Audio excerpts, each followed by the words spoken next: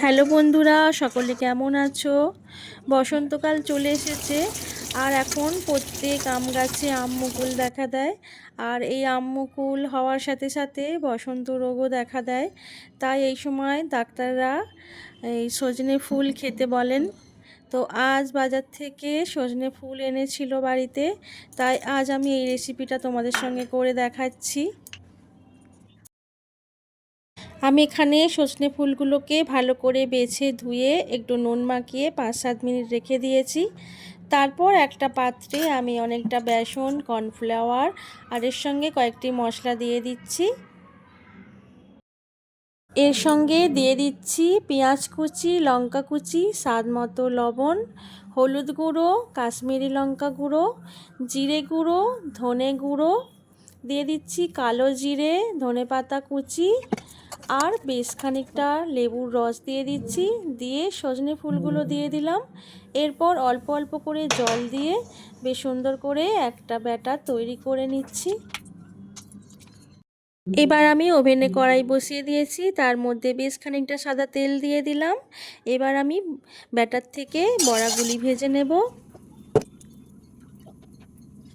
Low to medium আঁচে আমি বড়াগুলি সব ভেজে নিচ্ছি। আমি এরকম শেপ দিয়েছি, দিয়ে একে একে সব বড়াগুলো আমি ভেজে নিচ্ছি। আলু পেঁয়াজ দিয়ে আর কালো জিরে ফোড়ন দিয়ে ভেজে নিলেও এই সজনে ফুল গরম গরম ভাতে খুব ভালো লাগে। তো আজ আমি এই রকম রেসিপিটা করলাম। তো এই রেসিপিটা তোমাদের কেমন লেগেছে অবশ্যই লাইক শেয়ার কমেন্ট করে জানিও। আর তোমরা অবশ্যই বাড়িতে এইভাবে বানিয়ে দেখো, খুব ভালো লাগবে।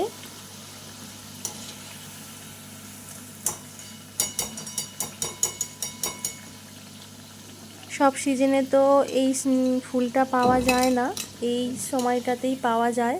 তো সকলে একবার অবশ্যই বাজার থেকে এনে বাড়িতে খেয়ে দেখো, এইভাবে হোক বা অন্যভাবে তোমরা ট্রাই করে দেখো। বাড়িতে বাচ্চা থাকলে অবশ্যই তাদেরকে এই সময় এই ফুলটা খাইয়েও, খুবই ভালো উপকার।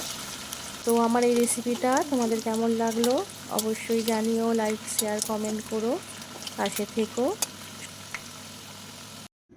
সবগুলো ভাজা হয়ে গেছে, দেখো কতটা সুন্দর আর কতটা কুরকুরে হয়েছে। আমি ভেঙে দেখাচ্ছি।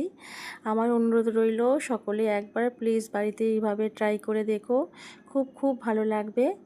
তো আমার এই রেসিপিটা তোমাদের কেমন লাগলো অবশ্যই লাইক শেয়ার কমেন্ট করে জানিও।